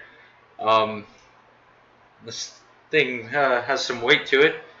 I guess I could leave it here, but if I need to craft any more ammunition, maybe out of luck. I have about, and I rifle through my ammo pouch, 88 pieces at the moment. It could last a while, or it might not. So I need you guys to make perception rolls. Okay. 19. 26. Woo. 19. Look at 2. Daedalus, you're busy packing for the trip, but sure enough, Brog and Kohl, you hear him screaming down the street. You hear, "God damn it, Kohl! God damn you!" And you see an Ellis, an angry Ellis. So I cast invisibility. He's coming with a stick, a stick that he's been using to kind of bring people to the shore, bodies to the shore. And he's walking with purpose. And he sees you, and then he saw Kohl, and then the Kohl just disappeared. And I'm going to get like maybe 10 feet away, pretty close still, but maybe like 10 feet away from where I was standing and just observe.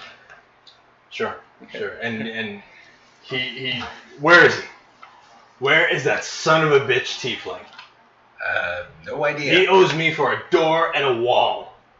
A wall. A wall. I'm getting out of this city. So I'm getting out of this city. You guys can buy the Clamhammer from me for 500 gold. Right now. Don't you make that in like a night. That's not the point. That kind of is the point. I don't have time to deal with business shenanigans. Who wants the Clamhammer 500 gold? I'm washing my hands. I am leaving it. I sneak up behind him while still invisible, and then uncloak and just go, Ellis, right in his ear. I'm making a bladder control check. Bladder control check. Which is essentially a con check. Bladder control check. That's the name. That's gotta be. He rolled a 2. He's facing away from me right now. So as you roll, as you say Ellis, you see just kind of like this wet spot right in front of his pants. Now, He's gonna take a swing at you. okay. He Uh-oh. rolls another 2. So you see him quickly. God damn it, Kohl! The pole just goes right over your head. And then I duck, And he looks at you, you son of a bitch. Now you That's twice. You should know No! that Tell me what I should know. people don't find me. I find people. I don't give a shit. Well, I've welcomed you into my place. I paid you for the door. I told you Look specifically. what you did to me. You can't pay me for my lost dignity, Kohl. Well, that's a personal problem. I mean, I No. never seen anything No, this is like a Kohl that. problem. That requires a Kohl solution. I think You're buying the Clamhammer from me. What was your price? 500. 400. Sold. And he puts his hand out. Is his hand clean? No. Ellis, with respect, maybe we can take a rain check on the handshake. 400 gold. That's enough to get me to the Ashburn moorings on land, because I am not going in a boat. Am I familiar with the Ashburn moorings? Make a roll. Make an intelligence check. Yeah. 9. It may be a town somewhere, but you've never been there. Okay. Just know that I can find you there if I need to. There better not be anything wrong with the Clamhammer. It's just as you left it, Kohl. Doorless. Your Clamhammer, by the way. So as I hear Ashburn mooring, aye lad, if you need help situating there, ask Pemshim. You know what I need? I need my 400 gold, and then I'm out of the Baldur's Gate. I'm out of here because this is crazy. Is there, in these sorts of transactions, are there usually like, is there a deed exchange? It usually is. Okay. Do you have the deed on you? I'll get it in 5 minutes. I'll wait. Fine. So I do. So he's running, like he's sprinting back to the Clamhammer, and he's back in 3-5. It didn't even take him 5 minutes. Okay. Like he ran in there, he hurtled over the broken door, grabbed it, and then just came right back. So I find a small platform or something to stack the gold, and I count it out in front of him. 1, 2, 3, and 4. It's probably going to cost me another 100 just to replace the sheets in that place, so I figure it's a fair deal. Oh, don't forget the door and the wall. Oh, you haven't replaced it yet? I gave you the 5 gold. You just blasted it. Well, I mean, it was your place up until now. I'd expect you to react a little sooner. Maybe that's why it's not in such great shape. Look, the rules of the Clamhammer stay the same. No rough stuff. No Rough fighting stuff. in the Clamhammer. Well, it's my Clamhammer now. Unless you want to. So you see him look like indignant when you say that. Like his eyes get wide. There's a tradition, Kohl. Do I see Greer Nordstock, the Not anywhere in the vicinity, no. Okay. You can assume he's probably helping the rest of the townsfolk. But Ellis came looking with purpose for you guys in Kohl. So I kind of think for a moment, and I put my hand on his shoulder, in lieu of a handshake. I put my hand on his shoulder and say, "You're right. It's fair enough. I don't want any trouble there either. I find plenty of that It can be a outside safe haven for you, Kohl. I won't assume that, but your point is well taken. I hope so, though. Could be a base. And if you do find yourself back, drinks are on the house. Oh. He kind of looks. He kind of points to his nether region. How charitable of you! Well, I mean, again, I can't help you with that. Maybe the apothecary could give This you is your something. fault, Kohl. Fair enough, but I feel like we made out pretty well, the both of us, and I pushed the 400 gold towards him. This is just going to cover my traveling expenses. This doesn't account for what I have to do once I get there. So, Which I have no idea what that's going to be, by the way, Kohl. so as he says that, I'm gonna try and like get his attention and kind of like tap him. Yes, Captain. Lad, if you calm down a wee bit, might be able to Oh, help is that you a with- joke? A wee bit? Well, now that you said it, that is pretty funny. So I kind of chuckle. No, but that is pretty funny. Anyways, I may have something that can get you started on your feet in the Ashburn Mooring. Perhaps another 500 gold. How about a deed to some land, dear? A deed to some land. You'd just be willing to give me a deed to land. The Ashburn Mooring is our home. They have a flag with us on it. Basically, we can come and go as we please there.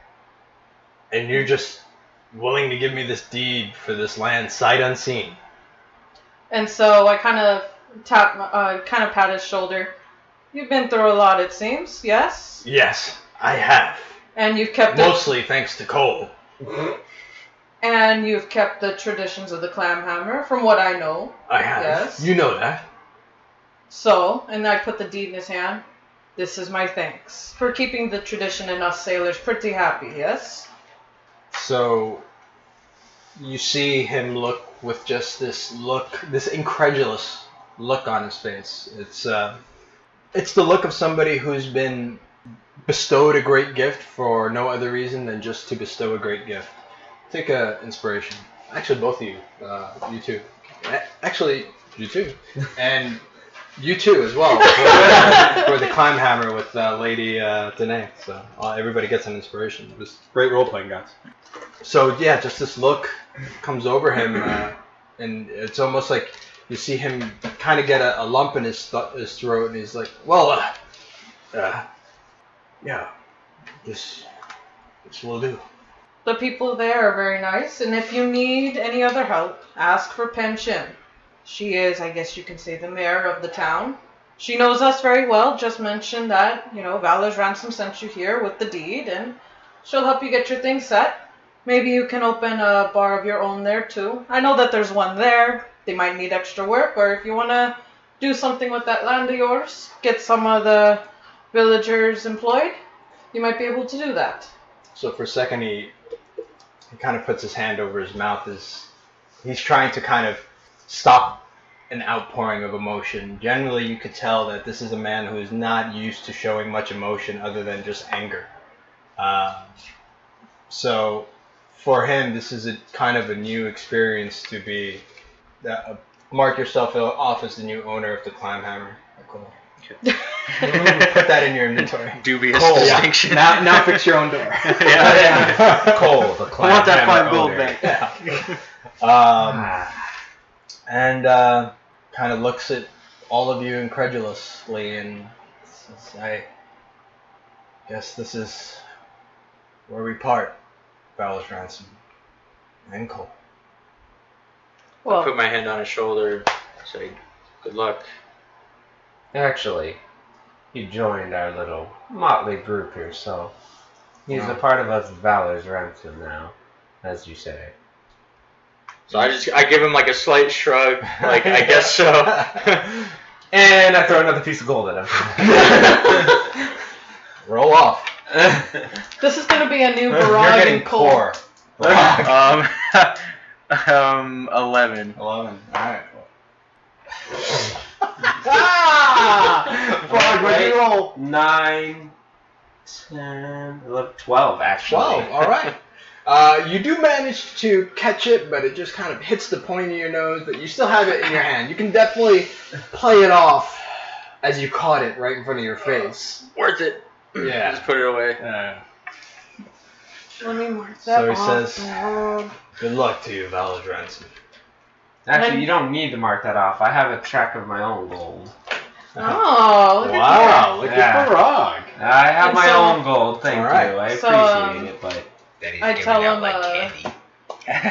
I tell him, 8 gold so far. don't look so solemn there, lad. Alright? Just promise me you won't be so angry now. Get yourself a wife. If I'm looking solemn, it's because I see what's going on here. These good people. Part of me feels like I shouldn't leave. That, my dear, is up to you. But I'm no hero. Nobody is a hero unless they choose to be. It's your actions, not your words. No wise, Terra Highhill. But I am not that brave man. But I thank you. It doesn't take bravery, lad. You don't need to lift a sword. Sometimes being a hero can be hiring a servant, maybe hiring some flesh, some slaves, and setting them free, giving them good, honest work. You don't have to pick up a sword or a bow or a dagger. So he kind of stops for a second. The thought that he had never considered before seems to kind of, you almost see the light bulb go off in his head as you speak those words, and he says, "Perhaps you're right. Perhaps bravery doesn't come at the end of a sword. Perhaps it comes in deeds." It comes from the heart, lad. Always remember that. Well, remember this, Terra Highhill. I have to change my pantaloons, but I bid you farewell. And good luck. And so I pass him 2 gold pieces for your pantaloons, dear. Thank you.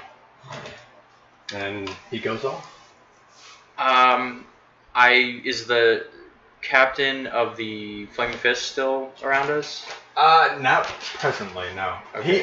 He's basically facilitated the small boat that you now have through other people, but he's really got his hands full with much larger things right now. Okay. Can I find him? Is he around? If I just You take can a make look an around. investigation roll. Yeah, I'll do that.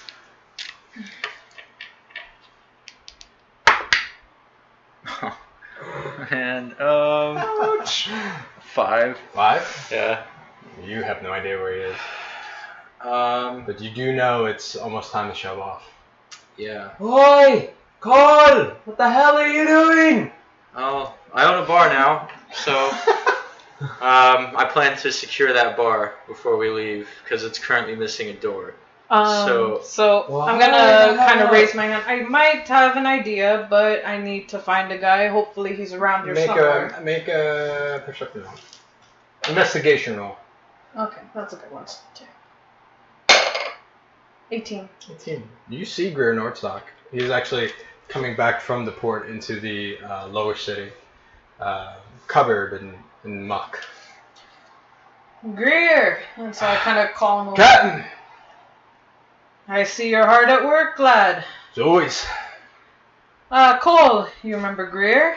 Hopefully. Cool. How are you? Still looking shiny. Yeah. And as he smiles, you see a little gold tooth kind of twinkle in the sun. Well, as are you. Nice of you to notice. Yeah. Couldn't help but notice. I know you couldn't. See, we're about to partake in a little errand here. We may be gone for a couple days. Mhm. That's all I can say about that. But looking for somebody to babysit Babysit So to what? speak. I'm not a babysitter. a property of mine. What kind of property? Are you familiar with the Clamhammer? Oh, my I familiar. believe that's where we first Captain met. Terra Highhill, are we familiar with the Clamhammer? Aye, lad. Of course. Here's the thing. Ellis owns the Clamhammer. What are you talking about, boy? So I show him the deed that I just got. Well, not anymore, it seems. Son of a bitch. Yeah. So, what I need is A bartender? potentially. You know, I've tended bar for more than half of my life. It Well, is true. Best See- bartender in the Ashburn Moorings. That's That's actually exactly what I'm looking for. But as of now, the Clamhammer is missing a door And the bartender. and a bartender. So Tell you what, I'll take care of the door, and I'll take care of the bar. I'll run it for you. Mhm. On the up, of course. Okay. While you're away, I'll tend to it. You just have to take me out to a nice steak dinner. Well. As two colleagues, as an employer and employee. As two men would do. You know, I say never doesn't disagree to it. why don't you go with him? You know. I need it out there, and I point to the ocean. You know, I think I will take that under consideration. Well, I've got work to do. Sure. So he kind of puts his hands up in the air. How about this? How about you replace the door? Forget about the bartending for now. Just replace the door, lock the place up Why behind should you. I be making money on your behalf, huh? Wouldn't you like to be earning while you're out there earning? You know, it might be a sacrifice I'm willing to make for now. It's your call, boy. After all, I may learn to bartend myself. You know, I'd like to really get involved. You're a gambler, boy. You're no bartender. Well, we'll see, I guess. But how about, and I take out a little more than what I think is necessary. I'm gonna say 5 gold plus whatever it costs to get the door replaced. Sure. And, I show it to him. I'd say probably 5 silver. Okay. So I take out 5 gold plus the material cost of 5 silver and say, this is yours. If you replace the door, lock up the door and all the windows behind you, and just leave. Just like that. Just like that. And don't come back until I return and open the place back up. You're welcome there, but Are you sure, boy? Because I can make you quite a bit of money. yeah, I'm very short, but I appreciate the offer. All right. And A fool and his money are easily parted, eh, Captain? Aye, lad, aye. yeah, It's just dinner, Kohl. well, And so I'm gonna kind of nudge to Greer. Do you think I was making some sort of half-ass pass at you? yes. Oh, boy. Not very half-assed. I mean, good effort, but I'm afraid I'm not interested. Are you really that insecure in your own masculinity that you're not able to have a meal with a comrade? Another fellow, a member of the same gender? Are you that insecure of your own sexuality? I don't understand. Call it what you like. Yeah. But I'm secure in this decision, let's say.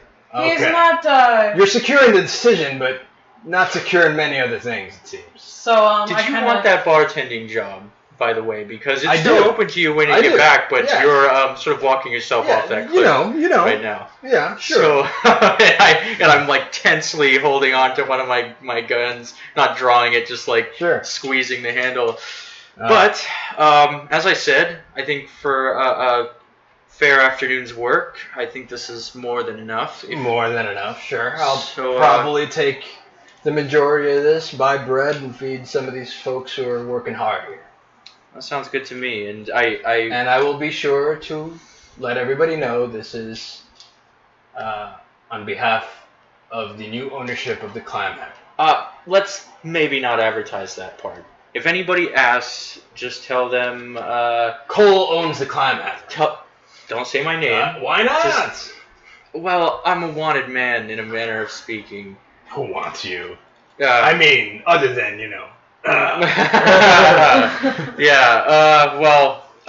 the I'm just types gonna of, sit back and just watch this whole thing and just you just see kinda... Kohl squirming. the types of people that I wouldn't want finding me. Let's put it that way. Oh, okay. Well, I'm glad to know that I'm the type of person that you want to be found by. He asked for Fair. your name specifically. I know. Okay. I feel kind of special, Kohl. Now, Thank you. Thank you, boy. And I draw, as he's speaking, I dig more into my coin purse. I take out another gold. I say, I don't need you to be there 24 hours a day, but I would appreciate it if you just keep an extra eye on the place. Right. If you're in the area. Right. If you see anybody scoping it out or being suspicious, looking in the Lots of windows. folk on the rooftop here in Baldur's Gate. Seen them, yeah. I know all too well. Don't worry about them. They're fine. I know who they are. But And so I give him guild an extra around, you gold. never know. I just need you to tell me when I come back what you've seen, if anything. And like I said, if anybody asks any questions, tell them to jog on, or that you're simply watching the place for the new owner. Simple as that. Fair enough. And I shake his hand, say, He shakes your hand. we'll talk about the bartending job when I get back. Alright. Good luck out there. Thank you. Captain. Right into you. Frog. And he gives a dwarven salute. Pound on the chest. I pound my chest back, and I don't know how I'm gonna fare, so wish me luck. Dwarves in the open ocean. You gotta be born to it. Aye, like this You're one. not born to it. And I take a swig of ale. Yeah, you're gonna need this. a lot of that. Yeah. Aye, Daedalus. I'm already drunk. Good luck, boy. Same to you. So he takes off into the direction of the Clamhammer, and you hear him yelling for some lumber. So you guys, anything else you want to do before you shove off? Nope. No. Take more swigs of ale. Oh, you ready for that ale now? Couple of more swigs Oh, yeah. of ale. I am, if there's any left. And I pull up my bottle and I kind of shake it a little. And I you know squint one eye and I kind of look at it. I don't mean the swill. I mean the real stuff. Oh, Is there? I think there's some real stuff still in here. And I kind of switch it around. Oh yeah, it sounds like it. I'm a little Kind drunk. of flat. Oh, kinda that's flat. all right. How He's about had it next in there time? a while. Yeah. And I hand it over to him. Yeah, it's still good. Trust me. Don't worry. Well, Dwarven It's ale. almost a little salty. Mm. Yeah. You know, man, I'm feeling that stuff from earlier for some reason. I hand it back to him. Next time you fill it up, though, I'll take 2. All right, sounds good. That won't be till tomorrow. So. Fair enough. So, your navigation's tools. Yep. Make a check, please, with advantage. He'll love it. I love it. With advantage, yeah. I'll talk about it. That's not a good one. Better. 25. 25. You know exactly where this is. It will take you about 12 hours to get there. The current winds the way they are. Okay. So I look to the rest of the group. All right, boys. About 12 hours we'll be there. Oh. Brog, Well, it's enough time for me to sleep. Brog, why don't you go take a nap? Why don't So- you? For you, Brog, I need Need you to make a Constitution check. Shit.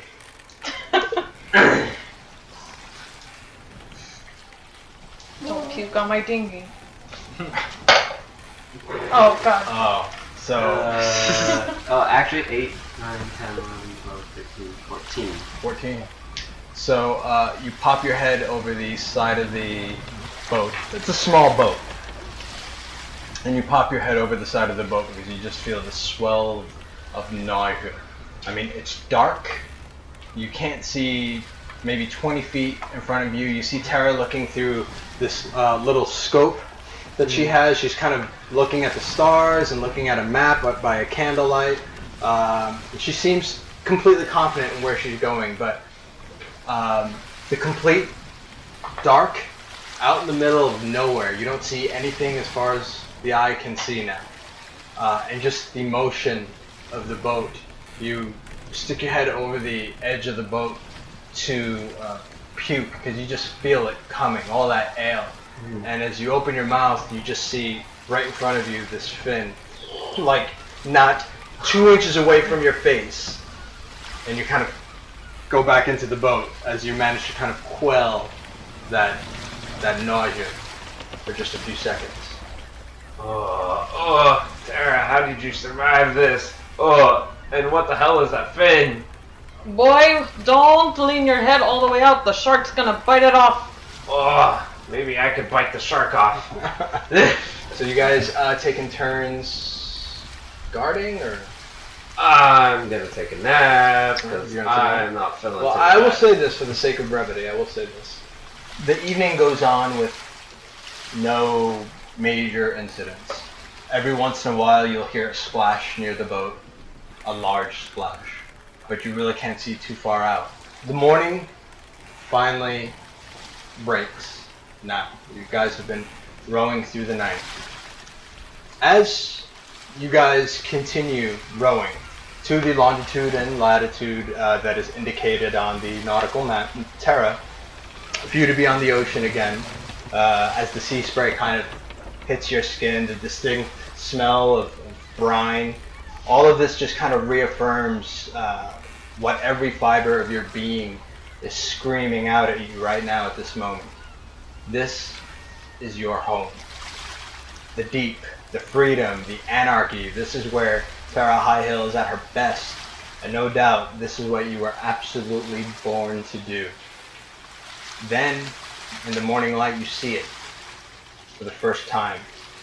The profile is of a large vessel, right at the coordinates that you were given. And it now comes into view. It is longer than your ship, Terra. It is at least 85 feet from tip to tip. She's wider and with a heavy complement of cannons from port to starboard side. Her sails, although recognizable now as the sails of your ship, the ship previously known as the Reckless Abandon, they sit angled on a swivel hinge at the bottom of the main mast at a 45-degree angle instead of just vertically straight up in the air. And instead of a large complement of secondary and tertiary sails, this just has one large mainsail. You see kind of chumming the water, just with buckets of this noxious stew of fish guts and animal parts as they go in there with sometimes bare hands, sometimes with scoops, and just kind of dumping it overboard. The ocean right around the Terra's Tears is red, and you do see a large amount of activity of seagoing creatures, mostly sharks, surrounding the ship. Although infuriated by the modifications of the Reckless Abandon, Terra, you, at least the nautical part of your mind, knows for a fact that there is no way in the nine hells that a vessel this large can be sailed on one angled mainsail. And you also know that as disgusted as you are right now, you know that you can't wait to unravel her secrets. Your ship pulls up to the port side of Terra's Tears. And as you embark, you see the plank that you yourself built, the ladder that you once stole from another ship during a nautical battle. You hop on the deck where the aged and weathered wood of the Reckless Abandon end and the new wood used to modify where the Reckless Abandon meet is now clearly evident. Memories of Dane, your friend and shipmate that died in the Ebru Nova, flood your mind. You remember him getting crushed underneath the Colosseum during the spider races. It's almost as if you can still see him on the pockmarked deck of the ship, pulling apart tangles of old netting, a task everybody hated, but he always seemed to smile while performing it. The crew is as salty as the ocean. It's a mixed bag of human and orc and half-elf. All the men toughened by the sea, their skin sea and sun-worn like old cracked leather, all armed and looking on curiously and with an air of disregard or disrespect. A heavily scarred Goliath stands about 7 foot tall, and he is just peppered with oceanic tattoos. He announces your arrival. He's missing one arm at the elbow. In its place, a large gauntlet, and at the end of that metal gauntlet sits a large ball of well-used and repurposed iron, carved into the shape of an oversized fist. Kohl, make an intelligence check with advantage. Natural 20. Natural 20. You see this Goliath, and even at this distance, you see that he is stained with black powder burns. The kind used to fire a cannon or a pistol, with the heaviest concentration caked around the iron fist, and where that iron fist and the bracer connect. Okay. A chain actually connects the bracer on his arm to a goblin that sits on the Goliath's shoulder. and the goblin is carelessly fiddling with a crossbow that is inadvertently aimed at the Goliath's temple. The goblin is small, even for a goblin, and is riddled with birth defects. For this reason, he was probably cast out of his merciless goblin clan. A blessing, for most goblin clans deal with a much harsher end to those that they see as less than complete. Terra, you are led to a kind of rudimentary table once you hit the deck. The Reckless Abandon, now known as Terra's Tears.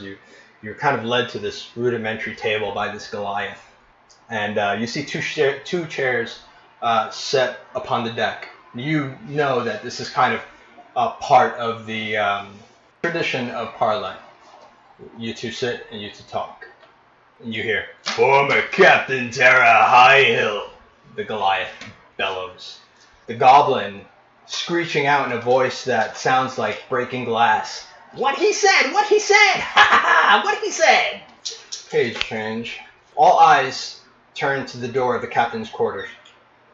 And for the first time since you were abandoned to the fate of the ocean blue, you see her. The dwarven captain, Gifelda, Gallows, Gwynmyl.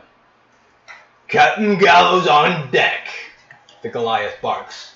The goblin, once again screeching out in that shrill voice, he says, "What he said! What he said!" Captain Gallows, without looking, tosses a piece of fish scrap to the goblin, which he dexterously snatches from the air, almost like a dolphin snatching a fish. Her eyes lock onto you, Terra. Like most dwarves, she is thick and stocky. But unlike most dwarven females, she has a pronounced curve at the waist, giving a more somewhat hippie look. She catches a lot of attention almost everywhere she goes. Her purple dress is embellished with hanging bits of polished stone, feather, broken bone, and coin. It stops just short of the knee. Her right leg is covered by a mid-thigh leather captain's boot, but her left leg has been replaced with a masterfully crafted artificial leg made of wood and bits of polished whalebone. Little hinges connect the leg in almost every place a joint would sit on a dwarven leg, allowing Captain Gallows to walk without even a limp. Her face belies a life spent on the sea, well-groomed, hygienic, maybe even a little bit pampered. Her hair, a twist of dozen or so auburn braids that run down her shoulders to the middle of her back, and much like her clothing, her hair is adorned with bits of polished stone, feathers, broken bits of bone and coins. When she smiles, 4 silver teeth gleam and glitter in the sun's rays. You are now in the presence of Captain Gifelda, Gallows, Gwynmyl. Welcome to Terra's Tears. I need everybody to leave except Barack.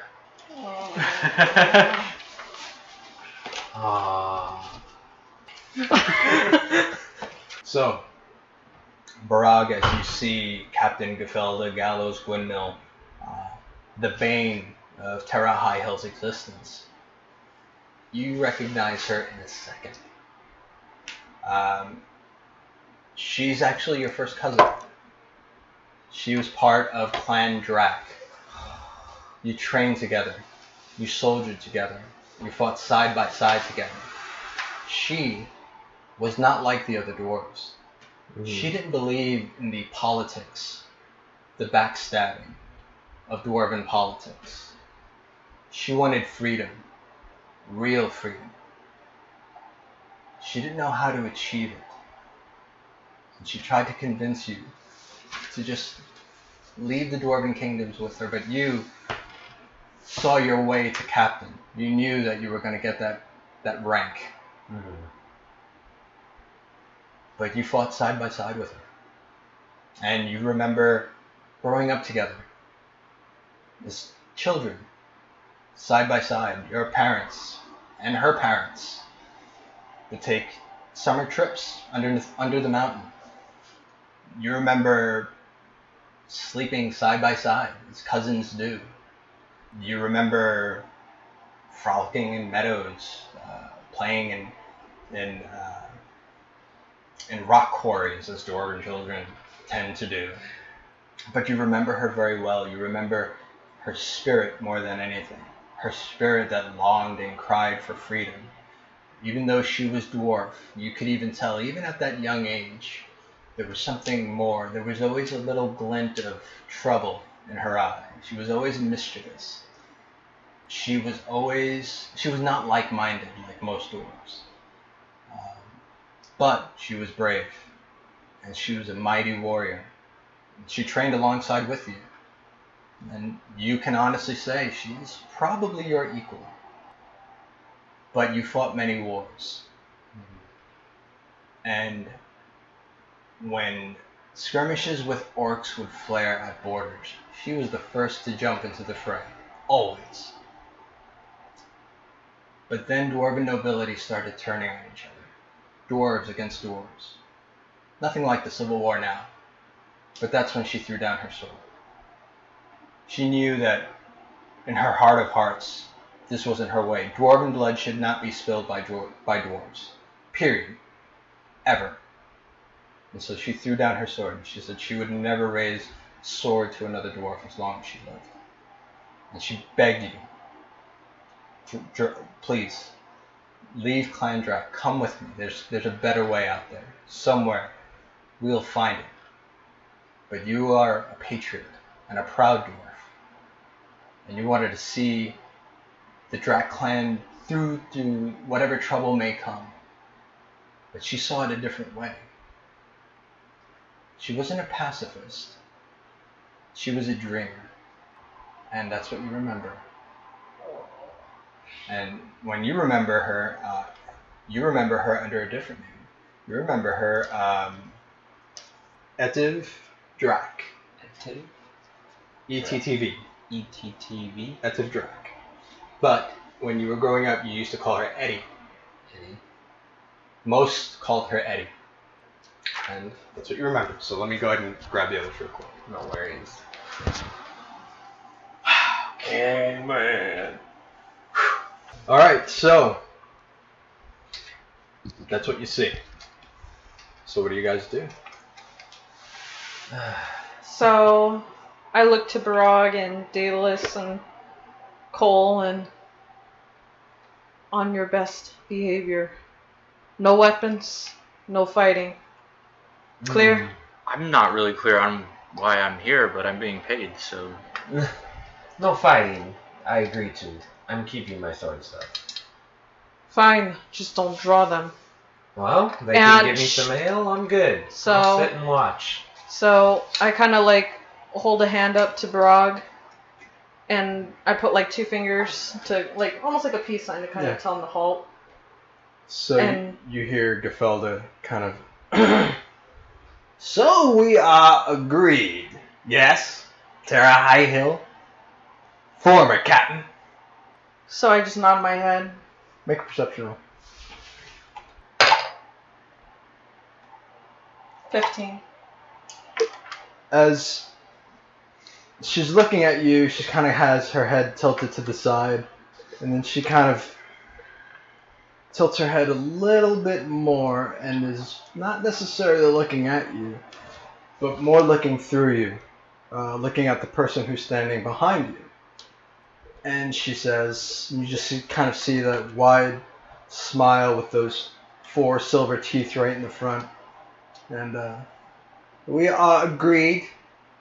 No violence. No fighting, no arms taken. No crew fighting. We agreed? Parlay, yes? Terra Highhill?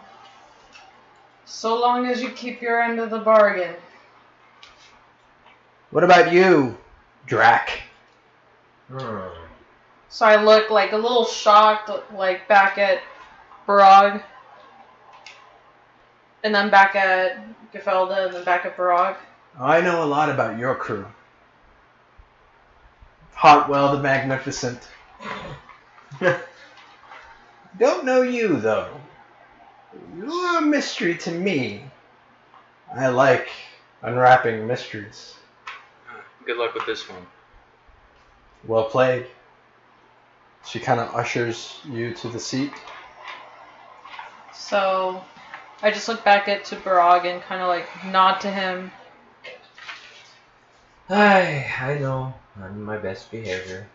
So, as she ushers you to the seat, she kind of walks around you, and she says something to Barag in his ear.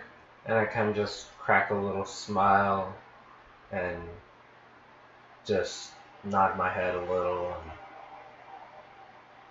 just kind of look at Terra, and I guess so. Here I am.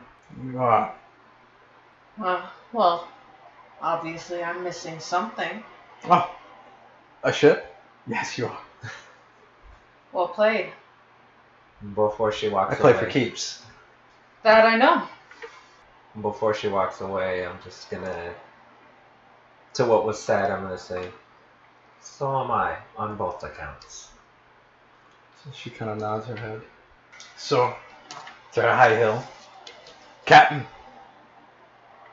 Inept captain. You can keep rubbing it in my face all you want. I have questions for you probably as much as you got questions for me. Purpose of this parlay is simple. I am out of the Terra High Hill business. I've claimed your ship. I've killed the rest of your crew. Your legacy ends. To that end, I want you never on any ship, any seafaring vessel, other than to row your halfling ass back to Baldur's Gate. Stay on land. And I promise not to make war with you. So I just laugh loudly, like as obnoxiously as I can. Oh, you must be pretty fucking stupid to think you can keep my ass off the sea. Are you stupid? Because you seem stupid. You should know me better, Gifelda. I trusted you with all my secrets, yes? And you know what? You trusted me with a few secrets too. And she just smiles and she goes, I'm giving you this chance because that's the type of dwarf I am. But if you don't take it, I swear to the 9 hells, I will kill everything that you love. Almost everything. She kind of looks at Barag when she says that. So I look at Barag and then I look back at her. I need everybody to make a perception roll.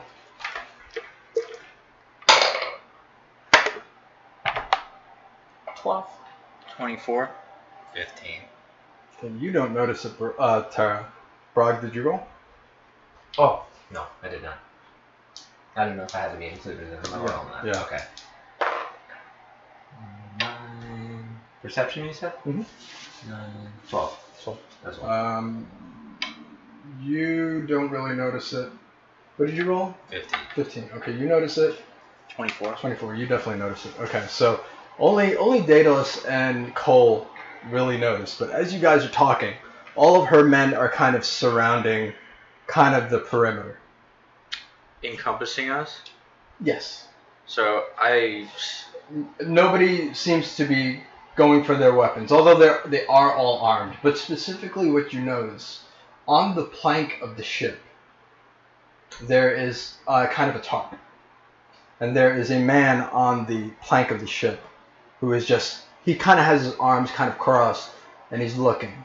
The plank of the ship kind of has like an unnatural kind of bow in it, as if there's something heavy on it.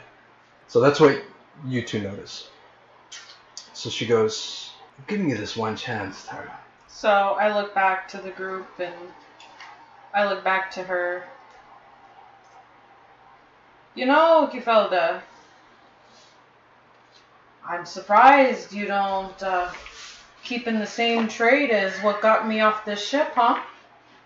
The trading of flesh. I heard you're on to... I have not come to meet you for your judgment.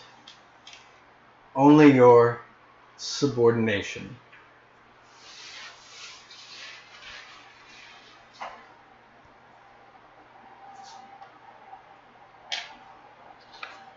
So I look at her and, if I may, Captain Gifelda, ask a question. Aye. And as I say captain, I kind of like swallow, like almost like I'm about to. You almost choke on the word. Yeah. Yeah. You know about the old pirate legends of these sea wolves? I don't really care about the sea wolves. Tell me, how have you been able to avoid? I have my ways, Terra Highhill. I'm a much more adept seaman than you are. So I've heard. I was just curious. And I kind of look to her leg, and then I look back at her, and I see your monster hunting. It's got you in a fair bit of trouble. Oh, you've heard. High risk, high reward. So what say you, Terra Highhill? This is your last chance. So I kind of like close my eyes and think like deeply. And I pull out of my pocket just like the necklace that I gave to Talvis that I got back, the necklace of Hestia, the locket. And I kind of twiddle it in my fingers. And then with it in my hand, I slam my fist down. Why don't you shove it up your arse? Oh. So she kind of pulls out a little locket of Hestia as well. I have one of these too. You know where I found it? So she kind of snaps her fingers and the tarp comes off. And you see Davrick. He's got a chain, a manacle, and it's on a welded, forged cannonball. And she goes, drop him! And so they kick the cannonball off the plank, and he goes into the drink. And she goes, Parlay. And so I yell to Davrick, and I just start running towards the chain to try and pull it. You can't get there in time. You only get there in time to hear him yell, "It's not your fault, Terra!" and then goes right into the water. He's attached to so it's a chain, and he's got It's a thick chain attached to a welded cannonball rather. Okay. And he went over the side of the ship. Yeah. Just all in one, the chain and the cannonball. He's not attached to anything on the ship. No. Okay. It's a very short chain. Got it. Would there be any way for me to kind of throw my dagger at the actual chain? Like to kind of lock it into place? You can try. I'm going to try it. 22. 22. You take your Frostbrand dagger, you throw it quickly, it's attached to the chain on your bracer, you throw it quickly and it goes right between the link and hits right into the plank, and for a second it stops, but the weight of your brother as well as this cannonball, it just splits the wood on the plank and he continues to fall, and you call back your Frostbrand dagger and then you just see the splash and you see fins kind of following him where he fell into the drink, and you see her say, Parlay. And this is where we'll pick up next week. Well done, guys. Oh, wow. I knew that shit was gonna happen! I knew it! I called it a long time ago! How did you know that? You can't. You did not. I had a You feeling. never mentioned It could that. be me on the plate for all you know. No, I had a feeling that she was somehow gonna get. I thought it was gonna be Milcune. I'm not even joking. All right. I thought she was gonna get like somebody from from the Aspring Mooring, Abrunova, Terrence V. I mean, She's there was a pirate, list. man. Like, you guys have shared a lot over the years.